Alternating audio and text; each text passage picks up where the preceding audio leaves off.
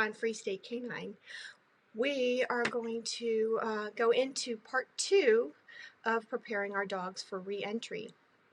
So last week, we talked a little bit about getting our dogs used to seeing people wearing masks covering their faces and starting to work on that now before that becomes the thing that they see everywhere.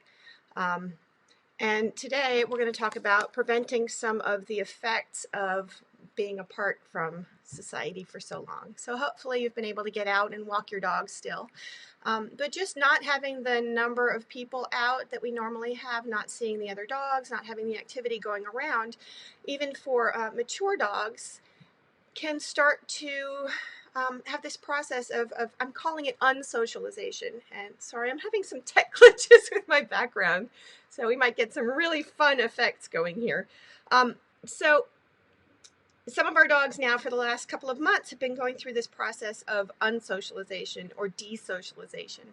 And you may have noticed it happening, you may not have noticed it, but either way, we need to start to prepare these dogs to go back to at least more activity around them. So, I'm Kirsten Tolley from Free State Canine. Welcome. Glad to see you here. I will put a link to part 1 down below. In case you didn't see that, I recommend having a peek at it. One of the things that we are seeing, again, I've said I'm hearing it from clients that I've worked with in the past, and other people out and about, is an increase in what we call leash reactivity. So if you have a dog that has already struggled with this in the past, hopefully you're working on it and it's not something that you're just starting now. If it's something that you're just starting to see now, that's who I'm talking to. And so I guess we need to define what leash reactivity is, because it's got such this broad definition now and scope that everybody says, oh, my dog is leash reactive. So what I'm talking about is an increase in arousal levels on leash when dogs see, it can be another dog, people, or things like squirrels and cats. You'll see lunging, barking. You may see the dog whip back around and react to you. It's this heightened state of arousal where the dog is no longer with us mentally, socially. The dog isn't thinking. They're using what I call their lizard brain, and they're really sort of in an instinctive mode. So that's what I'm talking about when I talk about leash reactivity.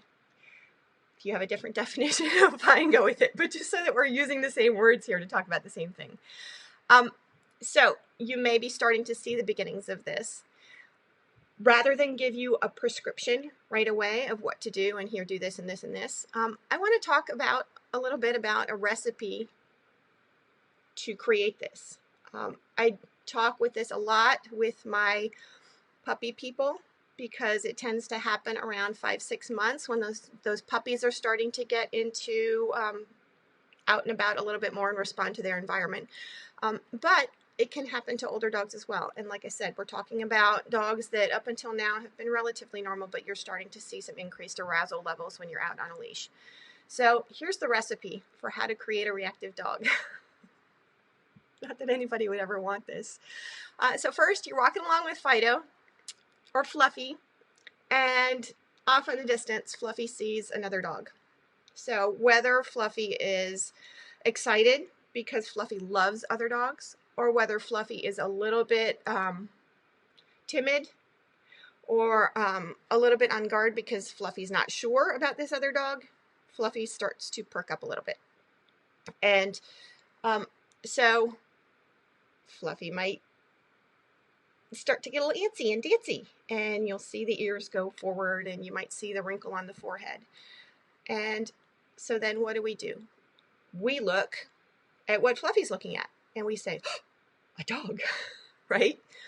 Then Fluffy starts to pull forward, and actually, let's backtrack just a little bit. So they have a couple of choices here: fight, flight, if they're a little bit timid or doubtful, or if they try to go towards this other dog because they're excited and they think that they're going to go play. What happens? Fight or flight dog, we've taken away the flight option. So their brain is starting to go into fight. for the dog that's pulling forward to try to get to the other dog. Either way, we've got a leash that maybe gets a little bit tight. There's pressure on the leash. Then, by opposition, it's a reflex. When we pull back, the dog's going to push forward. And whether that's towards the other dog or away, right? So the dog is going to push into the leash. So then we've got increased pressure. As the dog's arousal level goes up, they're going to try a little bit harder, whichever direction they're going. The pressure is going to go up. And in most cases, that pressure is going to kind of egg them on a little bit. So it's, I was talking to my kids the other night, and they spar in Taekwondo. One of the things that happens in sparring matches and competitions is that their teammates sometimes will stand behind them and kind of tap them on the butt or tap them on the shoulder and be like, go, go, go, go, go. That's what our dog is getting when we increase pressure while they're already aroused. Add in a tool that a lot of people like to use for management, a prong collar, or even if they're using any other kind of collar, and trying to do some sort of collar pop or collar correction, and it's even more of that go, go, go, go, go, right?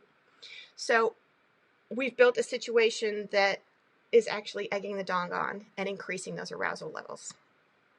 Okay, that's time one. We may or may not get through that without drama. The other dog, if it's going across our path, may just pass by and then arousal levels come back down. However, it may continue to increase. Sometimes then we start yelling. So what are we doing? We're adding more pressure, and it's just going to keep going. The next time Fluffy sees another dog, and I'm just using dog as an example here, go through the same process, except things get sped up. Your brain makes shortcuts when we continue to go through these patterns. And so think about 2-3 weeks down the road, Fluffy sees another dog from far away, brain makes a shortcut, they start lunging forward, and now we're at super high arousal level with very little lead time in between. The owner at the end of the leash is yelling or struggling or doing whatever. And so you've got big arousal with very little input, and that trigger becomes less and less. So that's how to create a reactive dog. Let's backtrack a little bit and figure out how we can do this differently. And what we want to do is create a pattern in our dog's brain that goes to what? I ask people, what do you want your dog to do instead? Well, I want him to be calm next to me.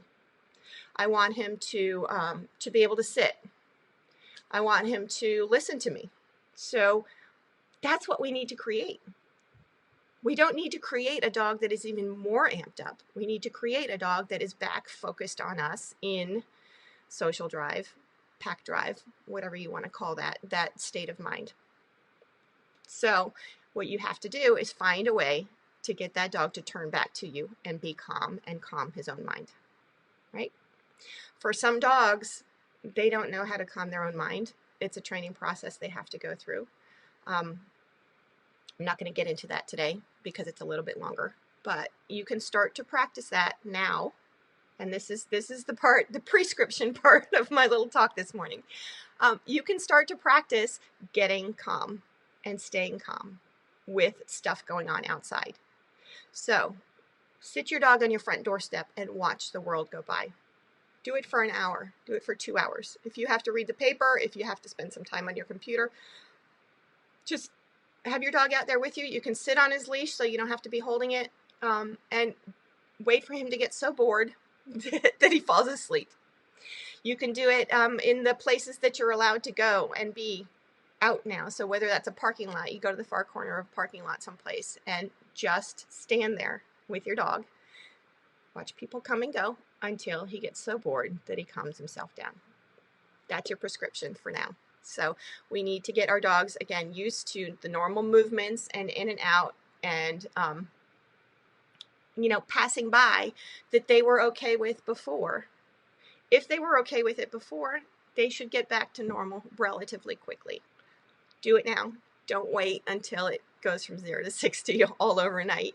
Do it now in little bits and pieces and a little bit every day so we can start to get back to normal. Get back on that treadmill with your dog. If you're having major problems, again, they probably didn't come out of nowhere. You probably were starting to have some issues before. This will start to help with that, and you can do it, but you might need a bigger distance between your dog and the thing, and you may need to be out there a lot longer. And again, Free State Canine, feel free to get in touch, and I will be happy to help you with those things. All right, guys, happy training, and let's make it a great weekend.